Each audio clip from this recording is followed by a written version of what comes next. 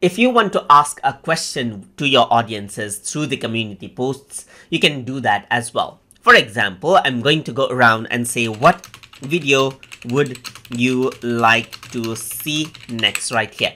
So you can go around over here and add in a text poll right here. And over here, you can see that you can go around and say, let's say, for example, animals, and then I'm going to say nature right here. You can add in other option over here as well. Let's say, for example, I'm going to go around and say travel right here. Add in more options if you want as well.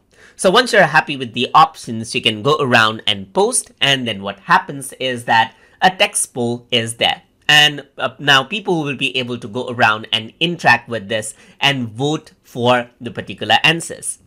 You can also go around over here and then delete this, as you can see right here, but you cannot edit it. So the audiences will be able to go around and then vote for the options that you provided right here. And that is how you can use the text polls inside of YouTube Studio. So hope you guys learned something as always. And as always, please like, comment, share, and subscribe.